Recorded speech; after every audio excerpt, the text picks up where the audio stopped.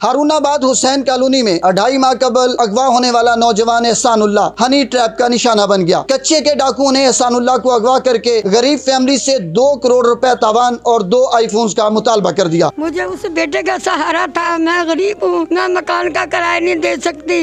उसकी टांगों पे भी मार मार के तशद्दुद किया हुआ, कपड़े उतारे हुए, बिल्कुल बराना किया हुआ उसे।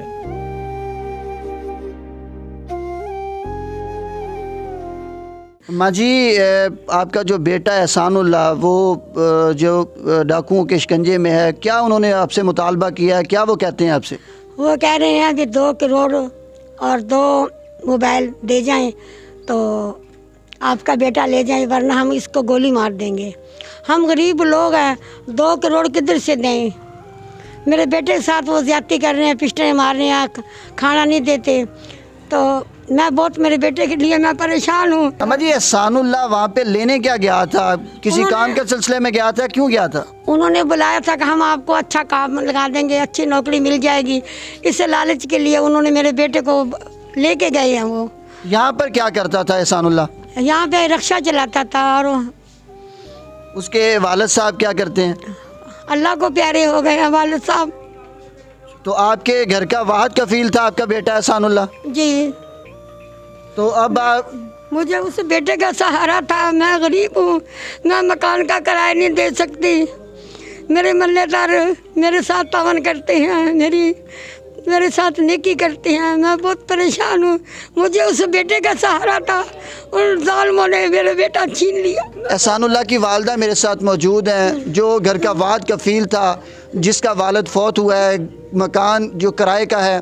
तो इस वक्त उनका भांजा भी मेरे साथ मौजूद है, जो इस सारे मामलात को देख रहा है। तो क्या कहेंगे कि 2.5 माह कबल एहसानुल्लाह घर से गायब हुआ। आपको ये वीडियो कब मसूल हुई, कब पता चला आपको कि वो कच्चे के इलाके में डाकुओं के पास है?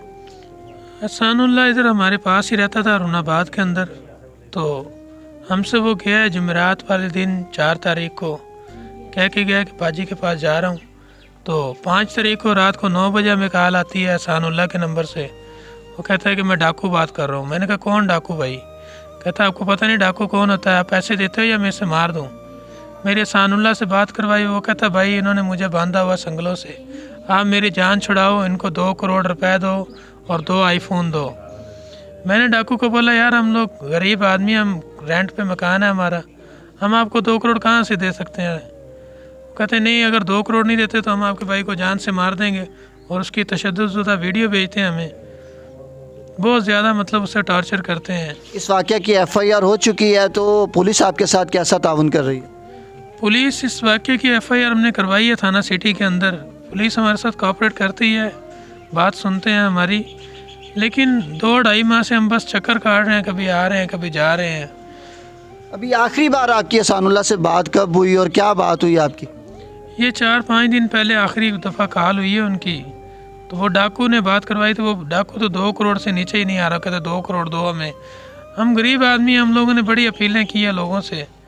तो एहसानुल्लाह बहुत ज़्यादा रो रहा था, बहुत परेशान था।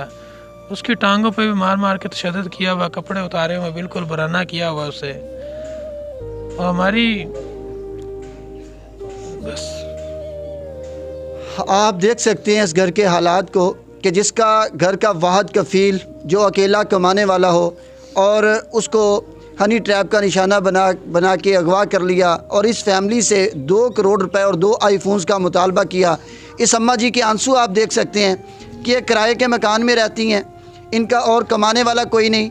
इनका वज़ीर आज़म शहबाज शरीफ, वज़ीर आला मरियम नवाज़, IG पंजाब और मुतलका आला हुकाम से ये मुतालबा है कि मेरे बेटे को बाजियाब करवाया जाए और मेरा जो घर का वाहिद कफील है, मेरी आंख का तारा है, वो मुझे वापस दिलाया जाए।